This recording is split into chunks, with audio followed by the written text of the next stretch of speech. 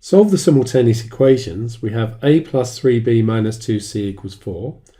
4a minus 3b plus 5c equals negative 5. 2a plus b plus 3c equals 9. Do not use trial and improvement. You must show you're working.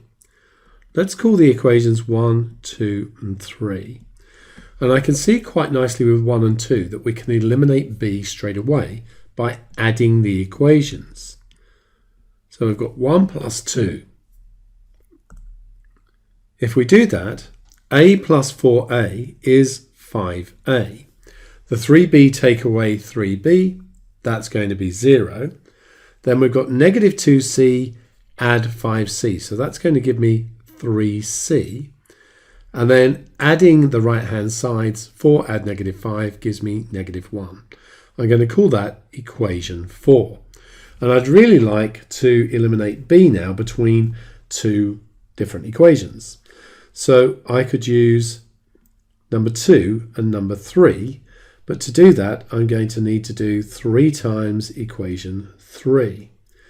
And then we have 6a plus 3b plus 9c is equal to 27, and 2 is 4a minus 3b plus 5c is equal to negative 5.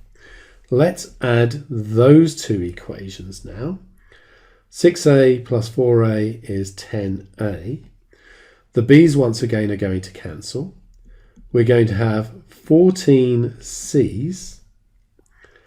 And when we add the other side, we're going to get 22. And I'm going to call that equation 5. Let's do equation 4 times 2.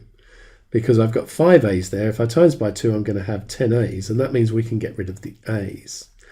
10a plus 6c is equal to negative 2. If we now subtract those equations, 10a take away 10a will disappear. 14c take away 6c, that's going to be 8c. And 22 take away negative 2 will be 24.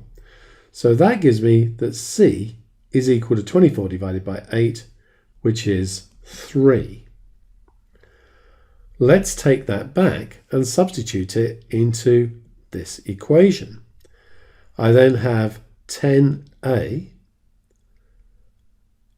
6c's are going to be 18, is equal to negative 2. So 10a is going to be negative 20. A will be negative 2. And let's take both of those back and substitute them into number 1 up here. I'll have negative 2 plus 3b. Take away 2 times 3, which is 6, is equal to 4. 3b take away 8 equals 4. 3b equals 12. b is equal to 4.